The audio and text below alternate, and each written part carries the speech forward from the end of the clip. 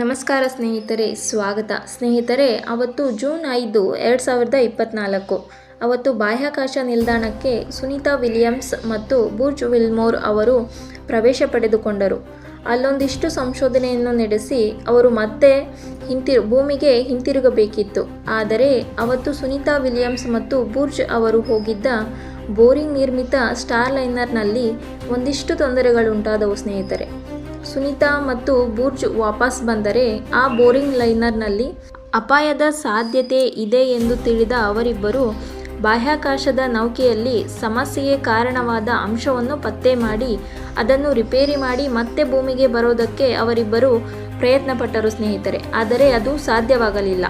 ಅಷ್ಟಾಗಿದ್ದೇ ತಡ, ಸಾಕಷ್ಟು ಜನ ಅವರು ಮತ್ತೆ ಭೂಮಿಗೆ ಬರೋದಕ್ಕೆ ಸಾಧ್ಯನೇ ಇಲ್ಲ, ಅವರಿಬ್ಬರ ಜೀವಕ್ಕೆ ಅಪಾಯ ಗ್ಯಾರಂಟಿ ಅಂತೆಲ್ಲ ಮಾತಾಡೋಕೆ ಶುರು ಮಾಡಿದರು. ಸ್ನೇಹಿತರೆ, ಆದರೆ ಅಲ್ಲಿನ ಪರಿಸ್ಥಿತಿ ಬೇರೆಯೇ ಇತ್ತು. ಸುನೀತಾ ಮತ್ತು ಬುರ್ಜ್ ಸ್ಟಾರ್ಲೈನರ್ನಲ್ಲಿ ವಾಪಸ್ ಬಂದರೆ ಅವರ ಜೀವಕ್ಕೆ ಅಪಾಯ ಇದ್ದದ್ದೇನೋ ನಿಜ, ಆದರೆ ಅಲ್ಲಿಯ ISSನಲ್ಲಿ ಇರೋವರೆಗೂ ಅವರಿಗೆ ಯಾವ ತೊಂದರೆಗಳೂ ಇರೋದಿಲ್ಲ ಎಂದು ನಾಸಾದ ವಿಜ್ಞಾನಿಗಳಿಗೆ ಗೊತ್ತಿತ್ತು. ಸ್ನೇಹಿತರೆ, ಹೀಗಾಗಿ ಅವರಿಬ್ಬರನ್ನು ಅಲ್ಲೇ ಬಿಟ್ಟು ಸ್ಟಾರ್ಲೈನರ್ ಸ್ಪೇಸ್ ಕ್ರಾಫ್ಟ್ನಲ್ಲಿ ನಾಸಾ ವಾಪಸ್ ಕರೆಸ್ಕೊಳ್ತು.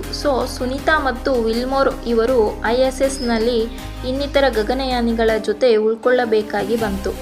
ಅಲ್ಲಿಂದ ಇಲ್ಲಿಯವರೆಗೆ ಅವರು ಅಂತಾರಾಷ್ಟ್ರೀಯ ಬಾಹ್ಯಾಕಾಶ ನಿಲ್ದಾಣದಲ್ಲೇ ಇದ್ದಾರೆ. ಈಗ ಅವರು ಭೂಮಿಗೆ ಬರುವ ಸಮಯ ಹತ್ತಿರ ಬಂದಿದೆ. ಸ್ನೇಹಿತರೆ, ಮುಂದಿನ ಬುಧವಾರ ಅವರು ಭೂಮಿಗೆ ವಾಪಸ್ ಬರುವ ಸಾಧ್ಯತೆ ಇದೆ ಅಂತ ಹೇಳ್ತಾ ಇದ್ದಾರೆ. ಹಾಗಾದರೆ ಅವರು ಅನುಭವಿಸಿದ ಸಂಕಷ್ಟ ಎಂಥದ್ದು, ಅವರನ್ನು ಭೂಮಿಗೆ ಕರೆದುಕೊಂಡು ಬರುವ ಪ್ಲ್ಯಾನ್ ಏನು, ಅವರ ಜೊತೆ ಇನ್ಯಾರೆಲ್ಲ ಬರ್ತಾ ಇದ್ದಾರೆ ಅನ್ನೋದರ ಜೊತೆಗೆ ಸುನೀತಾ ತಮ್ಮ ಸನಾತನ ನಂಬಿಕೆಗಳನ್ನು ಸ್ಪೇಸ್ಗೆ ಕರೆದುಕೊಂಡು ಹೋಗಿದ್ರಾ? ಕಳೆದ 9 ತಿಂಗಳಿಂದ ಬಾಹ್ಯಾಕಾಶದಲ್ಲಿ ಇದ್ದ ಇವರಿಬ್ಬರು ಬೋರಿಂಗ್ ನಿರ್ಮಿತ ಸ್ಟಾರ್ಲೈನರ್ ಸ್ಪೇಸ್ ಕ್ರಾಫ್ಟರಲ್ಲಿ ಅಲ್ಲಿಗೆ ಹೋಗಿದ್ರು. ಆದರೆ ಬಳಿಕ ಸ್ಪೇಸ್ ಕ್ರಾಫ್ಟರ್ನಲ್ಲಿ ಉಂಟಾದ ತೊಂದರೆಗಳಿಂದ ಹಿಂತಿರುಗಲಿಲ್ಲ. ಆವತ್ತು ಸ್ಟಾರ್ಲೈನ್ನಲ್ಲಿ ಹೀಲಿಯಂ ಇಂಧನ ಲೀಕ್ ಆಗ್ತಾ ಇತ್ತು. ಇದು ಸ್ಪೇಸ್ ಕ್ರಾಫ್ಟರ್ಗೆ ತೊಂದರೆಯನ್ನುಂಟು ಮಾಡುತ್ತದೆ ಎಂದು ಒಂದು ವೇಳೆ ಸ್ಟಾರ್ಲೈನರ್ನಲ್ಲಿ ವಾಪಸ್ ಬರೋದಕ್ಕೆ ಪ್ರಯತ್ನ ಪಟ್ಟರೆ ಅಲ್ಲಿ ಅಪಾಯ ಸಂಭವಿಸುವ ಸಾಧ್ಯತೆ ಇತ್ತು. ಹೀಗಾಗಿ ಅವರು ಬಾಹ್ಯಾಕಾಶ ಕೇಂದ್ರದಲ್ಲಿ 9 ತಿಂಗಳುಗಳ ಕಾಲ ಇರಿಸಬೇಕಾಯಿತು. ಆದರೆ ಜನಕ್ಕೆ ಸೆನ್ಸೇಷನ್ ಬೇಕು. ಸ್ನೇಹಿತರೆ, ಮೀಡಿಯಾದವರಿಗೆ ಅದು ಗೊತ್ತಿದ್ದೇ ಅದನ್ನು ಬಳಸಿಕೊಳ್ತಾರೆ. ಒಂದು ವಿಷಯವನ್ನು ಎಷ್ಟು ಸೆನ್ಸೇಷನ್ ಮಾಡಿ ಹೇಳಿದರೆ ಎಷ್ಟು ವ್ಯೂಸ್ ಹೆಚ್ಚಾಗುತ್ತೆ. ಹೀಗಾಗಿ ಸುನೀತಾ ವಿಲಿಯಮ್ಸ್ ಅವರ ಪ್ರಾಣಕ್ಕೆ ಅಪಾಯ ಇದೆ. ಅವರು ಸ್ಪೇನ್ನಿಂದ ಜೀವಂತವಾಗಿ ವಾಪಸ್ ಬರೋದಕ್ಕೆ ಸಾಧ್ಯನೇ ಇಲ್ಲ ಅನ್ನೋ ತರಹದ ವಿಡಿಯೋಗಳು ಹೊರಬರೋದಕ್ಕೆ ಶುರು ಮಾಡಿದವು.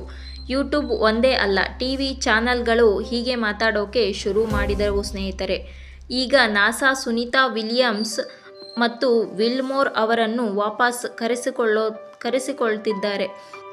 ಕಳೆದ ಶುಕ್ರವಾರ ಸ್ಪೇಸ್ಎಕ್ಸ್ ಡ್ರ್ಯಾಗನ್ ಸ್ಪೇಸ್ ಕ್ರಾಫ್ಟಲ್ಲಿ ಕ್ರೋಟಿನ್ ಅನ್ನೋ ಮಿಷನ್ನ ಲಾಂಚ್ ಮಾಡಲಾಯಿತು. ಇದು ಬಾಹ್ಯಾಕಾಶ ನಿಲ್ದಾಣಕ್ಕೆ 72ನೇ ಮಿಷನ್ ಆಗಿದ್ದು, ಇದರಲ್ಲಿ 4 ಗಗನಯಾತ್ರಿಯರನ್ನು ಬಾಹ್ಯಾಕಾಶಕ್ಕೆ ಕರೆದೊಯ್ಯಲಾಯಿತು. ಈ ಸ್ಪೇಸ್ ಕ್ರಾಫ್ಟ್ ಭಾನುವಾರ ಬೆಳಗ್ಗೆ 4 ಸಮಯಕ್ಕೆ ಇಂಟರ್ನ್ಯಾಷನಲ್ ಸ್ಪೇಸ್ ಸ್ಟೇಷನ್ಗೆ ಟಾಕಿಂಗ್ ಮಾಡುವುದರಲ್ಲಿ ಯಶಸ್ಸಾಗಿದೆ. ಸ್ನೇಹಿತರೆ, ಇದರ ಮೂಲಕ ಸುನೀತಾ ವಿಲಿಯಮ್ಸ್ ಮತ್ತು ವಿಲ್ಮೋರ್ ಅವರನ್ನು ಬರಮಾಡಿಕೊಂಡಿದ್ದಾರೆ. ಸ್ನೇಹಿತರೆ, ಈ ವಿಡಿಯೋ ಎಲ್ಲ ಕಡೆ ಹರಿದಾಡಿದೆ. ಇದರ ಮೂಲಕ ಸುನೀತಾ ಮತ್ತು ವಿಲ್ಮೋರ್ ಅವರನ್ನು ಭೂಮಿಗೆ ಬರಲಿದ್ದಾರೆ. ಅವರು ಭೂಮಿಗೆ ಬಂದ ಮೇಲೆ ಅವರ ಆರೋಗ್ಯ ಸ್ಥಿತಿಗತಿಗಳ ಬಗ್ಗೆ ತಿಳಿದುಕೊಳ್ಳೋಣ ಎಂದು ಮತ್ತೆ ಮುಂದಿನ ವಿಡಿಯೋದಲ್ಲಿ ಸಿಗೋಣ. ನಮಸ್ಕಾರ.